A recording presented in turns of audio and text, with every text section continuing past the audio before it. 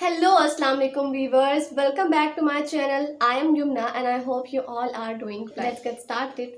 लेकिन इस वीडियो को स्टार्ट करने से पहले अगर आप लोगों ने मेरे चैनल को सब्सक्राइब नहीं किया है तो मेरे चैनल को सब्सक्राइब कर दें। इसके साथ साथ वीडियो अच्छी लगे तो लाइक और शेयर तो जरूर कर दीजिएगा।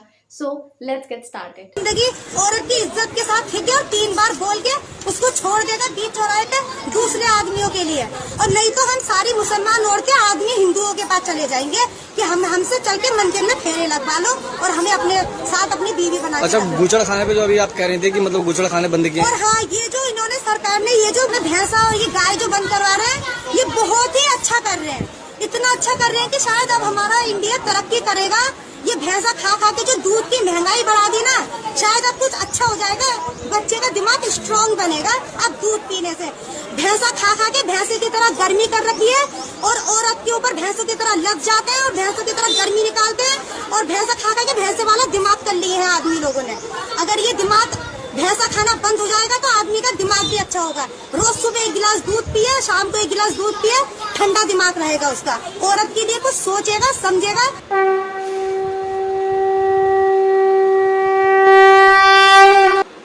नमस्ते दोस्तों, आप सबका एक बार फिर से स्वागत है आपके अपने YouTube चैनल सत्य सनातन में। आज सुबह मेरे पास में एक बुर्काधारी महिला की वीडियो भेजी गई।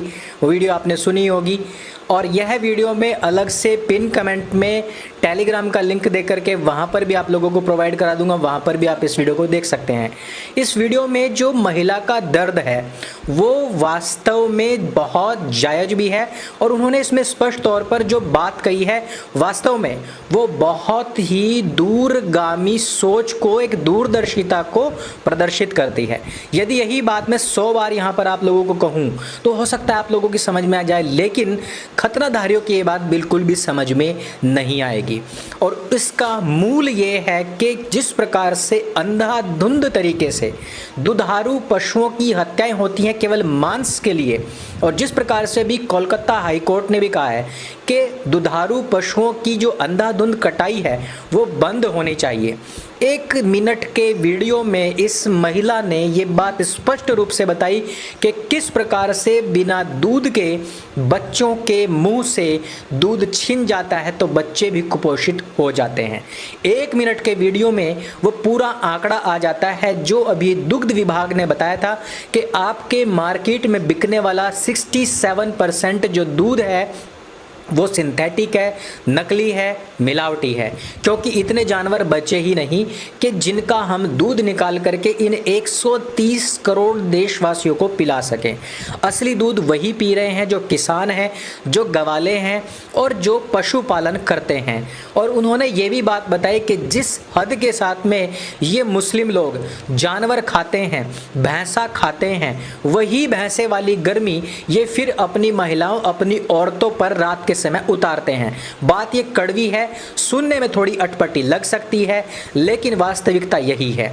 इस मिनट के अंत में महिला कहती है कि अच्छा होगा कि वो दूध पिए 1 गिलास सुबह और 1 गिलास शाम, तो दिमाग उनका ठंडा रहेगा। और इस वीडियो को बनाने का जो मूल है इस महिला का, वो इसमें स्पष्ट कहती है कि हिंदू लड़कों से, पुरुषों से हमारा आह्वान है कि वो हमें ले जाएं और मंदिरों में जाकर के हमसे विवाह रच लें। और उसका कारण भी यही है क्योंकि शाकाहारी मनुष्य जो होते हैं उनका दिमाग वास्तव में ठंडा होता है, और जो ठंडा दिमाग होता है वो लस्ट की बजाय केयर पर ध्यान रखता है, वो लस्ट की बजाय किसी के साथ में जो कम्युनिकेशन होता है उस पर ध्यान देता है। जिस प्रकार से हमने पिछले दिनों आयशा की आत्महत्या का केस देखा, जिस प्रकार से उनका खुद का पति किसी दूसरी महिला के साथ में संबंध बनाए हुए था और जिसके बाद में काफ़ी थू भी हुई है उस व्यक्ति की, इससे हमें यही संदेश मिलता है कि कहीं ना कहीं रिश्तों में बहुत कड़वाहट आती जा रही है और कहीं ना कहीं व्यक्ति केयर की बजाय, प्यार की बजाय, रिलेशंस में डायलॉग की बजाय लस्ट को ज़्यादा ध्यान में रखने लग गया है। आयशा के होने के बावजूद वो अपनी गर्लफ्रेंड से रात दिन बात करता रहता था और आयशा को उसने बेवफाई दी और आयशा ने मौत को गले लगा लिया। लेकिन अगर हम आज के समाज के ढांचे को देखें तो कहीं ना कहीं हिंदू समाज के लोग भी मांसाहारी होते जा रहे हैं, शराबी कबाबी होते जा रहे हैं, जिसकी वजह से आए दिन हम रिलेशंस में इसी प्रकार की खटपट देखते हैं। हिंदू लोगों को यहाँ पर ये देखना और समझना होगा कि जहाँ पर दूसरे समुदाय की लड़कियाँ, महिलाएं आए दिन उनसे गुहार लगा रही हैं, अपने समाज में होने वाले अत्याचारों को देख रही हैं कि किस प्रकार 1 मिनट के अंदर अंदर 3 तलाक दे करके उनको दुत्कार करके दूसरे पुरुष के नीचे फेंक दिया जाता है। यदि वो वहाँ पर उनसे परेशान है तो शराबी कबाबी बन करके अपने उन संस्कारों को समाप्त ना करें जिन संस्कारों को देख करके दूसरे समाज की महिलाएं आपकी तरफ एक उम्मीद भरी नज़र से देख रही हैं। यही नहीं, जब 14-14 बच्चे पैदा होते हैं तो ये बात इस बात को नोटिस भी कराती है कि वहाँ पर लस्ट को ज़्यादा ध्यान दिया जाता है, ना कि महिला की सेहत को, ना कि महिला का जो अपनी खुद की लाइफ है उसको, ना कि केवल उसकी जो खुद का स्वास्थ्य है उसको। इन सब को केयर नहीं की जाती है वहाँ पर, जो कि हिंदू समाज में काफ़ी लंबे समय से चलती आ रही है। मैं फिर से एक बार कहूँगा कि हिंदू लड़कों को वो हिंदू लड़कियों से ही भले ही शादी करें, लेकिन कभी भी मलेच्छों के साथ में रह करके, शराबी कबाबी बन करके या अपशब्दों का ज़्यादा इस्तेमाल, गाली गलौच देने की प्रवृत्ति में लिप्त ना हो, क्योंकि आपकी तरफ, आपके संस्कारों की तरफ, आपकी सभ्यता की तरफ बहुत से लोग नज़र उठा करके, एड़ियाँ उठा करके देख रहे हैं। इस वजह से अब मैं बात कर लेता हूँ थोड़ी सी किताब हवा हवाई की। मोहतरमा ने भी, जहाँ तक मुझे उम्मीद है, मदरसे में जाकर के किताब हवा हवाई अवश्य पढ़ी होगी। अगर उन्होंने मदरसे में जाकर पढ़ी होगी तो ज़रूर उनका सामना उन मौलवियों से ज़रूर हुआ होगा जो कि छोटी उम्र में ही हूरों की भांति इन बच्चियों को देखते हैं। जैसे कि अभी आपने पिछले दिनों एक खबर भी सुनी होगी कि 14 साल की एक माइनर लड़की से ही शादी कर ली गई थी, और ये तो पाकिस्तान की बात थी। आप यहाँ हिंदुस्तान की अगर बात करें तो हमारा जो अंधा कानून है वो भी ये कहता है कि मुस्लिम लड़कियों को जैसे ही माहवारी शुरू हो जाए, जैसे ही पीरियड्स शुरू हो जाएं, उसके बाद में वो शादी कर सकती है।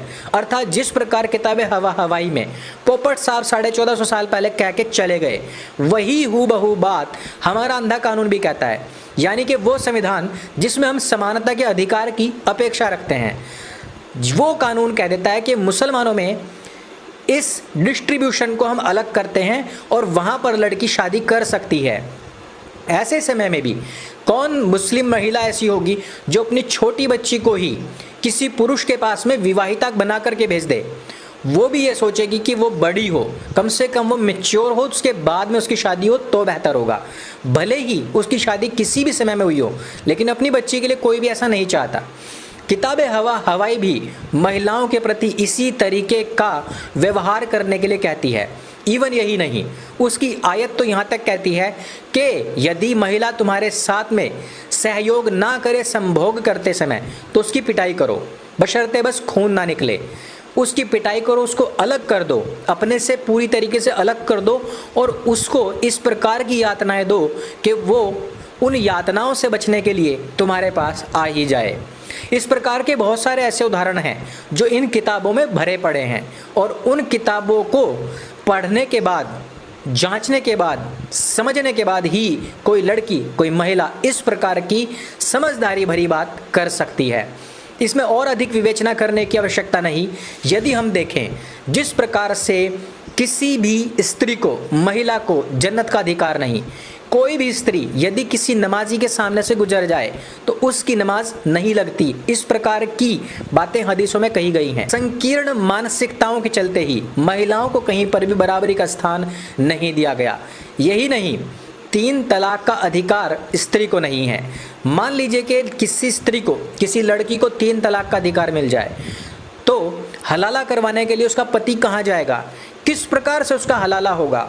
और मौलवी यदि उसका हलाला करेंगे तो कब तक? जब तक उनका मन ना भर जाए। क्या वहाँ पर भी वही स्थिति होगी?